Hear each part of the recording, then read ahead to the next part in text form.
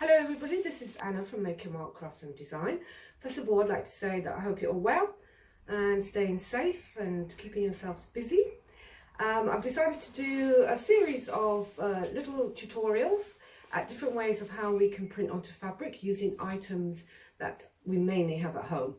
But before we get onto that, I'd just like to introduce you to our lovely camera lady, Debbie.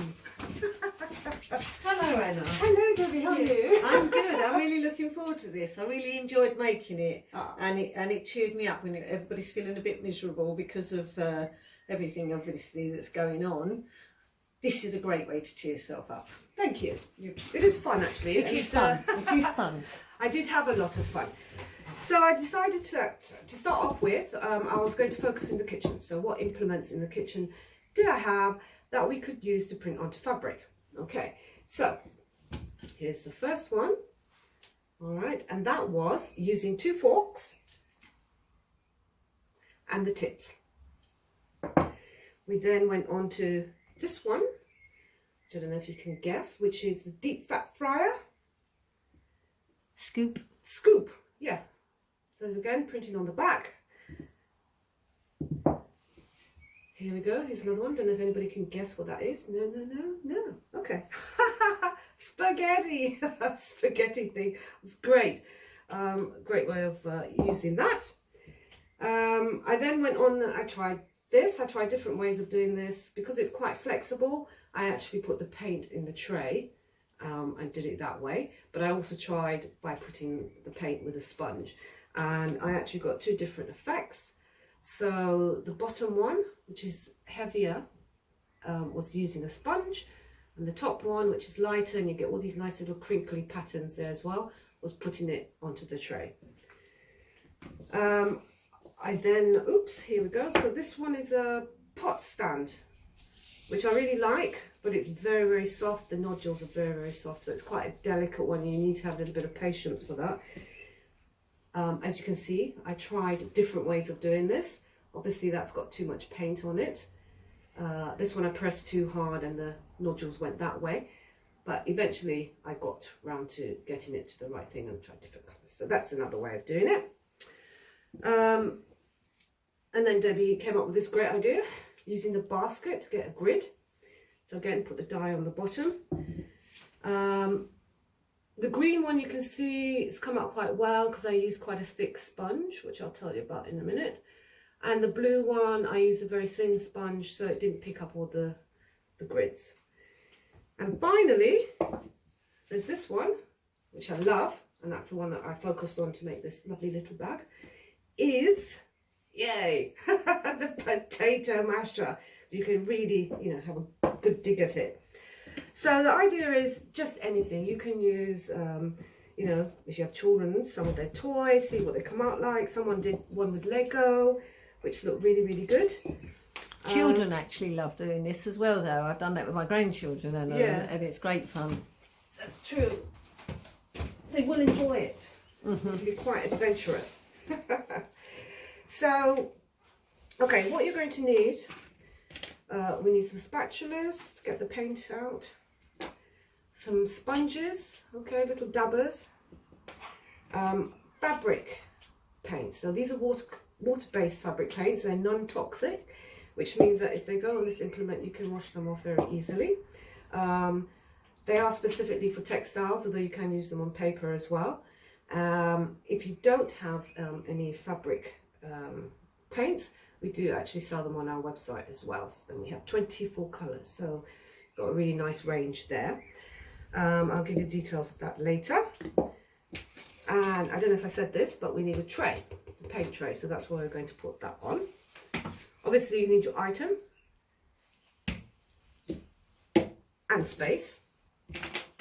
Okay, so we've got sponges. Now the thing with sponges, and I would suggest that you play around with different strengths. So these are 2mm approximately. I've got 2. These are kids' foamy things and they're great. Okay, so that's thin. I tend to use this the most, even with my wooden blocks. We've got this one which is slightly thicker. Don't know if you can see, about 5mm. Again, you get different you get softer edges really, and for something like this spaghetti spatula, obviously if you put in it like that, can you see that okay? Yeah, you're having to roll it around, whereas a really nice thick piece of foam, you just press it in, and as it goes in, the fabric wraps around it like that, and it just takes off all the paint really nicely. So that is the thing about sponges. You always need to have some softer surface underneath. If you don't have sponges, foam, you can use, you know, tea towels, folded tea towels, newspaper. Not so much towels because they have the little bubbly bits which can come through the print. Yeah, so I'm going to use for this one the thin foam. So again, obviously to make the bag, this design is not just for making bags. You can you know, use cushion covers, you can use t-shirts. If you're a sewer, you have a bit of fabric that you want to print on and make into something else, use that. Okay, so but I just chose this because it's quite fun and easy to do. Any fabric that you use, for these ones we recommend cotton, linen, calico or silk, or a combination of those, because sometimes you have a mix, cotton and something. I haven't tried bamboo yet, to be honest. And the idea is that as they're water-based, in a natural fibre, the dye gets absorbed straight into the fibre, okay? And in order to help that to happen better, I always recommend, and I always pre-wash my items. So even like these bits of fabric, obviously because I buy them by the meters, so I wash the whole lot, okay? And you don't want to put softener in. All right, so when you're doing the pre-wash, before you print, don't put softener in because that has fat in it. And then that will add the coating on and prevent the paint from being properly absorbed. Once you've heat fixed your design, once it's ready like that, wash it as normal, okay? Up to 40 degrees, I would say probably 30 is good to prolong the life. But they are really, you know, the dye just doesn't come out. Okay, so if you're printing anything like a bag or cushion cover or even a shirt which has got two sides, always make sure you put the paper in first. Okay, some people put foam, I put paper in. It just stops the dye from going through to the other side. Yeah, okay, so there's that. That's for a bit of a tip, as in a handy tip, not a tip. Okay, so here we go. So I pre-washed my fabric. I've got my potato debris masher, and I'm going to start with a slightly lighter colour. So just give it a really good shake, get it going. Can you see? Yep. Yeah, this is a perfect position, that's why I haven't moved it. All right, okay. As long as people can see what I'm doing. Yeah. Okay, so there we go. I've started off with a little. You don't necessarily need a lot. Got my dabber, and here we go. So I'm just literally popping it on. So what you'll find, because this is kind of like plastic, you'll get some bubbles, which is fine actually, because it just adds texture to the design. So I've given it quite a nice coating, yeah. And then I'm just going to pop it down, and like I said, I've chosen a thin foam, but you can have a softer one. Just play around first.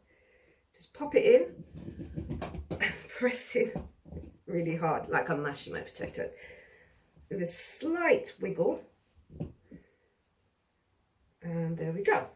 Put it up, that's it. Excellent. Oops.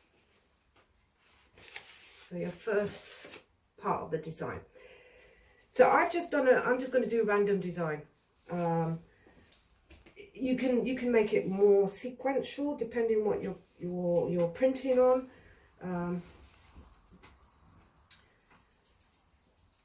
depends. Right, a bit more. This, by the way, is called turquoise. It's a lovely blue.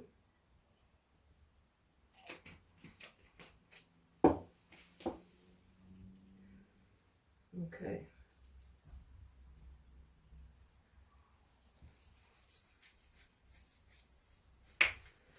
So I'm just going to do random that way.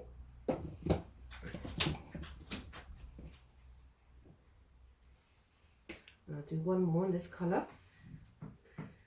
Anna. Thank you. Okay. So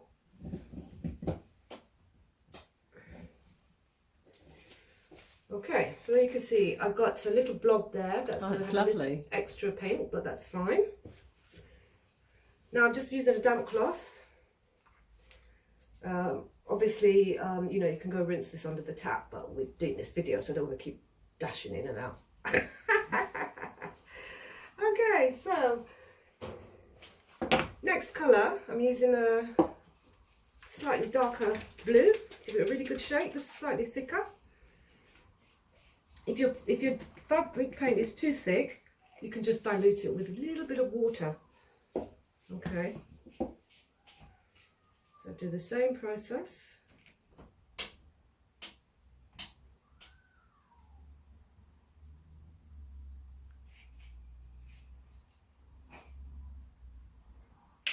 Okay, so what I'm going to do is I'm just going to overlap it slightly.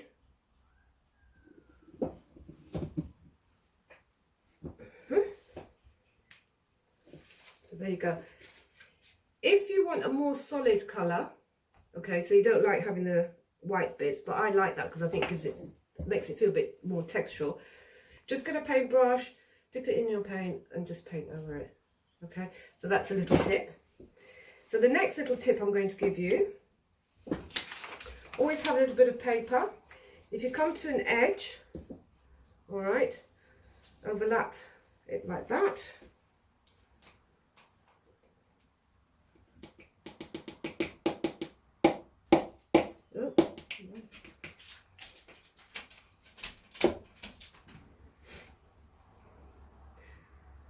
Because obviously I want to have it so that it looks like it's just flowing in terms of the fabric design.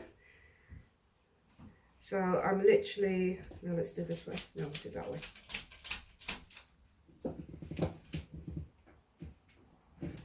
Okay. Excuse me. So basically what's happened, okay, so you've got your edge. So it's just off the edge. And that means that it doesn't go onto the table or the foam. Right, just need to get some water. Okay. The other thing to remember as well is if you're doing, if you have something like this, which has got quite a thick seam, it's best to try and avoid actually printing on it. It's very, very difficult. So for example there, I didn't print on the seam. Okay. Which it's okay because you don't really see it anyway once your bag is closed. Okay, so basically you continue with your pattern, how you want it, how many colours, etc, etc. Now once it's dry, it doesn't take very long to dry. One way of checking if you're not confident is, again, just get your bit of paper and press lightly. Okay, so I can see there's a little bit of ink still there, which means it's not dry yet. Once it is, you then need to heat fix the design.